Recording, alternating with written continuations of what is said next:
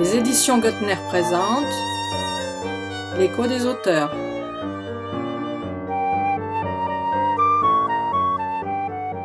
Bonjour et bienvenue à l'écoute de l'émission qui donne la parole aux auteurs des éditions Goettner. Aujourd'hui, j'ai le plaisir d'échanger avec Sacre Benassine. Après des études en chimie, il se tourne vers les études religieuses. Chercheur depuis plus de 30 ans, il étudie la religion sous ses diverses formes, en particulier l'islam, auprès d'éminents maîtres en Occident et en Orient. Partisan d'une refonte de l'entendement du religieux et de l'esprit philosophique, il est l'auteur d'un grand ouvrage de fond intitulé Fahm es-Salat, l'intelligence du salut. Son dernier ouvrage, L'esprit de sainteté dans le conseil de l'âme, est la traduction commentée d'une œuvre maîtresse du grand soufi Ibn el-Arabi. Alors, Sahal, bonjour. Bonjour. Pourquoi avez-vous choisi de publier aux éditions Goettner ? Comment vivez-vous cette expérience éditoriale ? Le choix de la maison Goettner c'est quelque chose qui s'impose.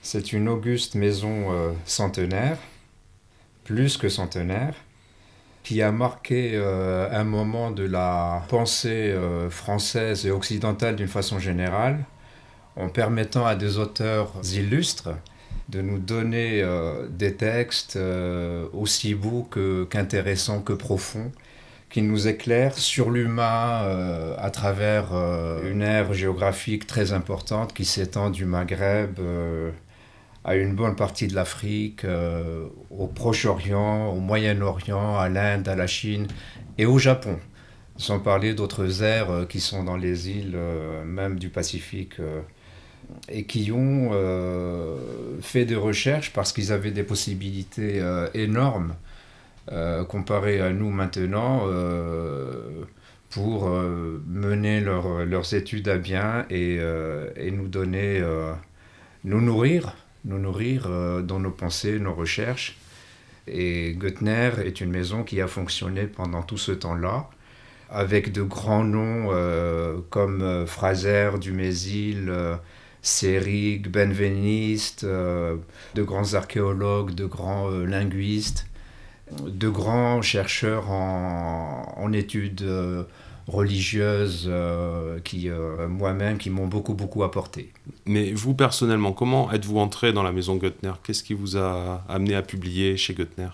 D'abord, Goettner, c'est quelque chose qui m'a nourri bien avant que je ne connaisse la maison en tant que telle, physiquement, j'allais dire. Oui.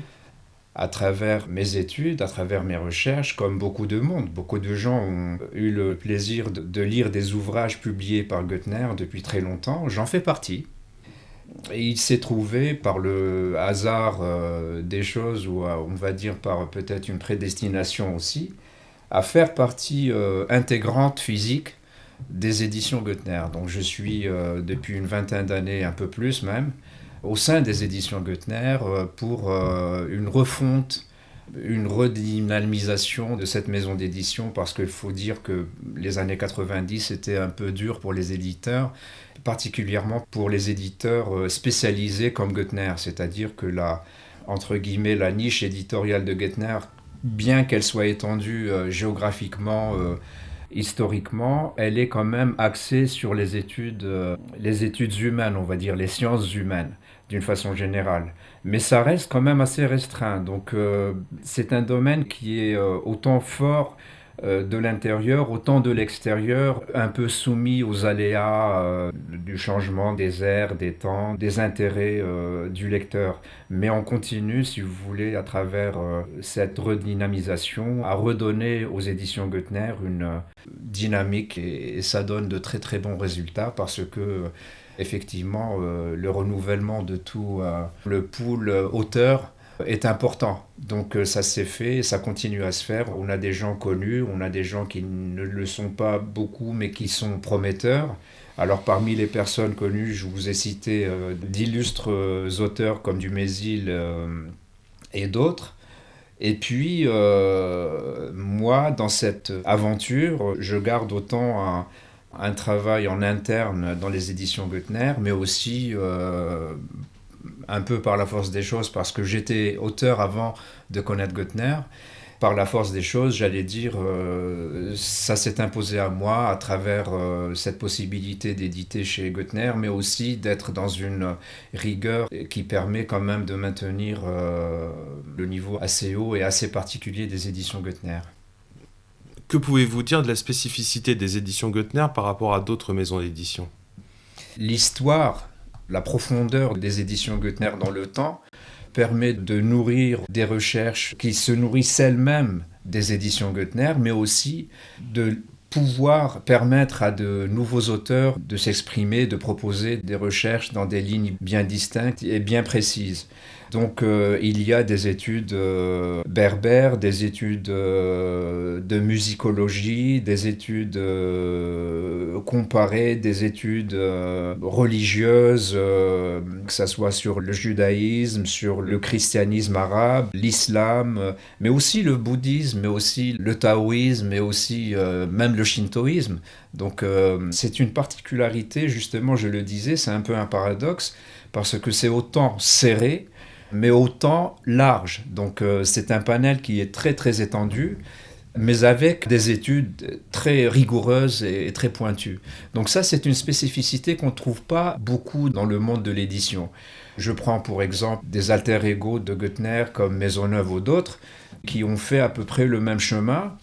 Avec cette spécificité de Goettner, il y a une dynamique qui a été amorcée depuis une vingtaine d'années et qui donne de très très bons résultats et une reconnaissance tant des lecteurs que des auteurs Goettner eux-mêmes. Donc il y a une dynamique qui est là, ça a pris, et c'est une synergie qui fait intervenir les auteurs, le lectorat, avec des échanges qui nourrissent et qui sont très très fructueux.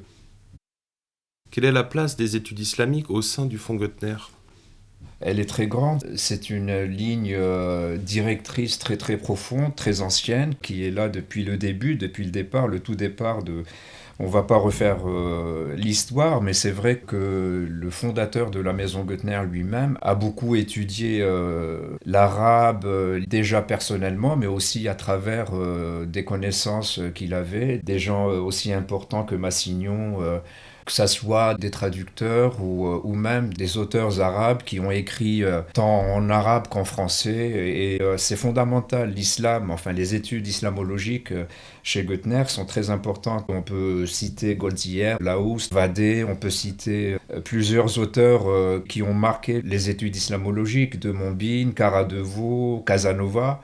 Il y a dans les études islamologiques chez Goettner tant les traductions que des recherches fondamentales même dans les doctrines islamiques. Et ça, c'est très rare.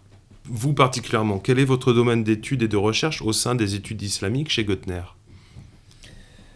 Alors, comme vous l'avez dit tout au départ, moi j'ai commis un ouvrage intitulé Fahm as-Salat. C'était une étude qui a pris 13 ans de recherche sur la prière sur plusieurs plans, c'est-à-dire sur le plan théologique, sur le plan légal, mais aussi sur le plan spirituel. Et c'est cette spiritualité qui m'intéresse en particulier dans mes recherches. On va l'appeler soufisme, cette spiritualité. Pour moi, elle est fondamentale parce que elle réunit, elle est inclusive, elle ramène à l'essence humaine pour mettre en résonance l'humain et la révélation. C'est une invite à la recherche philosophique, c'est une lecture de la révélation. Et là, on en a quand même de bons exemples dans les éditions Goettner, à travers le Ghazali, à travers le Jilani, à travers Shahristani, Tirmidhi. Vous avez là un domaine de recherche très vaste, mais me concernant, je m'intéresse effectivement au soufisme. Et donc après Fahm as-Salat, j'ai fait une traduction, mais aussi précédée d'un établissement de texte sur plusieurs manuscrits d'une œuvre d'Ibn Arabi. Il est connu en Occident, en Orient. C'est une sommité, c'est le docteur Maximus, comme on l'appelle, c'est le Cheikh al-Akbar. Donc une fois que j'ai établi mon texte arabe, commenté, et fait une traduction commentée aussi en français, avec un grand préambule pour introduire le lecteur à la pensée d'Ibn Arabi. C'est-à-dire que dans un même volume, vous avez le texte établi en arabe, le commentaire en arabe d'une très bonne teneur, et en même temps la traduction commentée avec une introduction. C'est un peu 3 en 1. Donc ça, Goettner le permet. On a difficilement ça avec d'autres éditeurs. Dans une émission diffusée par France Culture, Mira Prince définit le rapport au savoir comme un rapport d'intelligence au monde, à l'heure du big data. Quel regard portez-vous sur l'omniprésence des données numériques et leur utilisation ? On peut peut-être préciser qu'on parle dans le cadre de la science, de la recherche et de la science. Alors qu'est-ce que cette profusion de données apporte aux chercheurs que vous êtes ? Moi, je ne peux que bien accueillir toute information qui concerne mon domaine de prédilection. Elle est appréciée, bien sûr. Le big data, c'est quelque chose qui, à mon avis, fait partie de l'ère du temps. C'est-à-dire qu'en tant que chercheur dans le domaine du soufisme et de la philosophie, je ne peux que bien accueillir le big data. En tant que ressource pour mes recherches, d'une façon générale, c'est une avancée tant technologique que cognitive. Maintenant, le souci qu'on pourrait avoir, c'est un souci du bon usage des big data. Il est là le point, je pense, central. Moi, quand je vais sur des bases de données, je vais d'une façon ponctuelle à la recherche d'informations me concernant mes recherches. Je ne peux pas embrasser qui trop embrasse mal étreint. Donc non, pour moi, c'est une bonne chose à condition de bien s'en servir.